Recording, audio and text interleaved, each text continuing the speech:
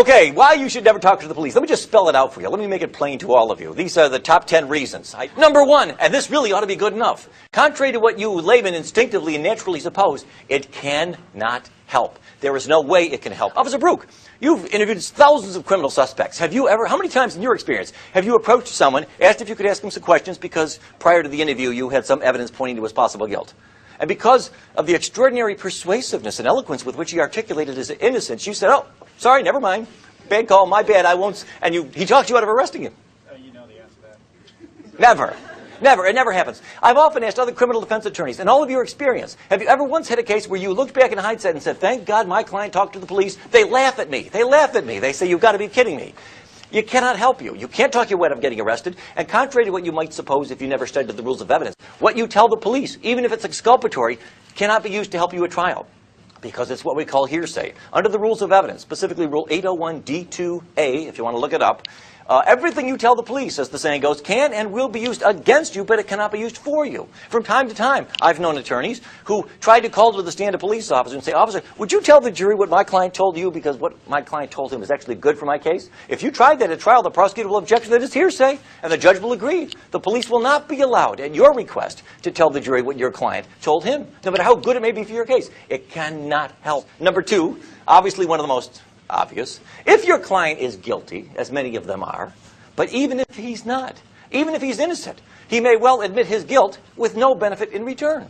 You don't got to admit your guilt the first time they come by to meet with you. In federal court, 86% of all defendants plead guilty at some point before trial. Number three, even if your client is innocent and he denies his guilt and almost entirely tells the truth, odds are good he will easily get carried away and tell some little lie or make some little mistake that will hang him. So he goes in there and he meets with the police. He says, I don't know what you're talking about. I was nowhere near there. I didn't kill him. I've never killed anybody. I don't have a gun. I've never had a gun. I've never touched a gun in my life. I was nowhere near Virginia Beach that night. That last line was a lie. He went over the top. He was getting carried away. He got into this groove. He started saying all kinds of things, almost all of them true, that he knew would tend to exculpate himself. Then he got carried away and just said one thing that wasn't true, and unfortunately for him, they can prove that it wasn't true. He may be convicted on that basis alone. Because even if your client is innocent and only tells the truth and doesn't say anything that is false, let's assume he gives the police nothing but the truth, and he is totally innocent, he will always give the police some information that can be used to help convict him. Always. For example, suppose you tell this to the police. Here's what your client tells to the police in his denial of guilt. I don't know what you were talking about. I didn't kill Jones. I don't know who did. I wasn't anywhere near that place. I don't have a gun. I've never owned a gun in my life. I don't even know how to use a gun. Yeah, sure, I never liked the guy, but who did? I wouldn't kill him. I've never hurt anybody in my life, and I would never do such a thing. Let's suppose every word of that is true. 100% of it is true. What will the jury hear at trial? Officer Brook, was there anything about this, your interrogation, your interview with the suspect that made you concerned that he might be the right one? Yes, there was. He confessed to me that he never liked the guy. And then the prosecutor will put that up in big letters, and he'll say, ladies and gentlemen of the jury, it's pretty clear that we've got the right guy here. We've proven that he was in Virginia Beach that night. That's opportunity. And remember, Officer Brook admitted that after extended questioning, he was finally able to get the defendant to admit that he never liked the guy. There's your motive. Motive plus opportunity. Wham, bam, please. The United States Supreme Court, don't take my word for this, in Ohio versus Reiner, the Supreme Court of the United States said, quote, one of the Fifth Amendment's basic functions is to protect innocent men who otherwise might be ensnared by ambiguous circumstances. Truthful responses of an innocent witness, as well as those of a wrongdoer, may provide the government with incriminating evidence from the speaker's own mouth. See, it's not just some criminal defense attorney telling you this. Even the Supreme Court says I'm right. Ullman versus United States, the Supreme Court said, more than 50 years ago, eerily prophetic. They said too many Americans, even those who should be better advised, view this privilege as a shelter for wrongdoers. They too readily assume that those who invoke it are either guilty of crime or commit perjury in claiming the privilege. That's not true, and it never has been. But it gets worse. Can it get worse? It can. Number 5, even if your client is innocent and only tells you the truth and does not tell the police anything incriminating, which, by the way, is almost impossible to pull this off. I mean, imagine talking to the police for 2, 3, 4 hours, and somebody like him can't somehow manage to extract from you something that can be used to help convict you. But even if you could pull it off, there's still a grave chance that his answers can and will be used to crucify you in a court of law if the police, no offense, don't recall his testimony with 100% accuracy. Even if your client is innocent and only tells the truth and doesn't tell them anything incriminating, and his statement is videotaped, his answers can be used to crucify him. You might say, wait, how can that happen? I insisted, in my insistence, I called the police and I said, look, if you want to talk to my client, you can talk to him, but only if you videotape the whole thing. I don't want there to be any debate between the two of you over what happened. Okay, we'll videotape the whole thing. If the police don't recall their questions with 100% accuracy, he'll be convicted on that statement alone. For example, suppose a man goes to the police. They say, we're investigating a possible murder, a shooting. And the guy says, quote, I don't know who killed Jones, Officer Brook, with all due respect. It wasn't me. I've never touched or fired a gun in my life. You're gambling with your client's life. And police officers can very easily make a mistake like that, just as so many of you did just a few minutes ago, about whether you recalled having heard me say something about somebody actually being shot. Police make mistakes, innocently, inadvertently, unintentionally. Any statement, no matter how exculpatory it may seem on its face, can be used to crucify you all by itself if the police are either willing to lie, not likely, or if they just have an innocent misrecollection of the details as to what they did and did not tell you before you told them what you said. All of these, by the way, all of these problems disappear if you take Justice Jackson's advice and say, thank you very much, officer, but no thanks. How about this one? Here we go. Now, here's the most surprising of all. I've saved the most surprising one for last. Let's suppose you've got the following scenario. Your client's thinking about talking to the police. He says, I've got nothing to hide. They think that I killed somebody in Virginia Beach last night. Well, this is what your client tells you in confidence. I don't know who robbed that store. It wasn't me. In fact, I've got a pretty good alibi. I wasn't even in Virginia Beach that night, last night. I was 4 hours away visiting my mother in the Outer Banks. Unfortunately, no, I did not pay for gas with a credit card.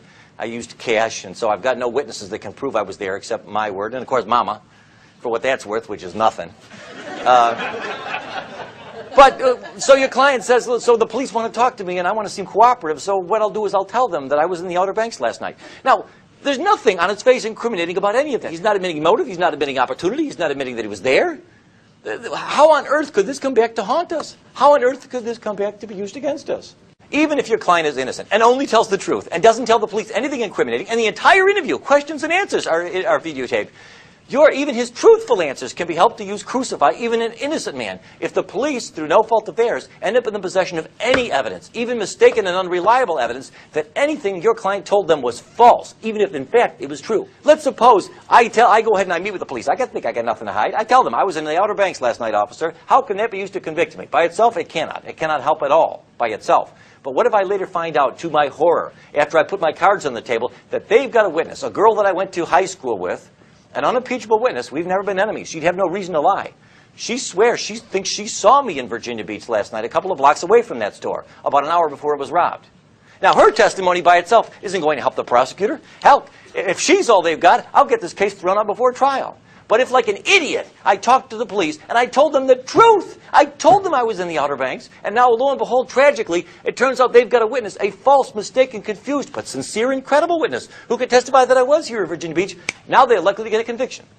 Because what they'll do, I've just turned this cop and this woman into the government star witnesses. They'll put Officer Brook on to testify about how my client lied to him about being in the Outer Banks, and then they'll put on this girl who otherwise would have not even helped with their case at all, who will testify, no, that's not true. That was a lie. I saw Mr. Duane's client here in Virginia an hour before the robbery, not so far from the store. By herself, she would not have helped the government in any significant way. But what I have just done, you see, is given them the other part of the puzzle. And now I'm doomed. Just ask them. On the left, we have Martha Stewart. She was the subject of an extensive government investigation that was looking into the possibility that she was guilty of violations of certain federal laws, securities laws, fraud kinds of things. They couldn't pin that on her, but they were able to get a conviction because she denied it. Talking to the police and later to some of the shareholders, she said, no, it's not true. I was not guilty. So they charged her with lying to federal investigators. And they got a conviction, and she was sentenced to 5 months in prison. Marion Jones on the right side, another person who would still be out today if she had always taken the advice that I'm giving you now. She was asked if she had ever used steroids, a controlled substance.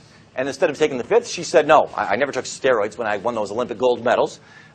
Later on, it turned out that she was lying. She worked out a deal. She pled guilty. She admitted that she was lying. And she, over her strenuous, tear-filled objection, even though she has 2 young children, was just recently sentenced to prison for 6 months. The guy who sold her the steroids, the pusher, he got only 4 months. But she got 6 months because she lied to the police and said that she did not do it. So, my advice to you, Justice Jackson was right.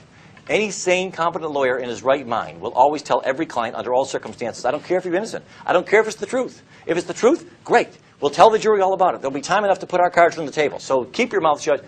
Don't answer any questions. Let's take the fifth. You'll be glad that you did. God bless America.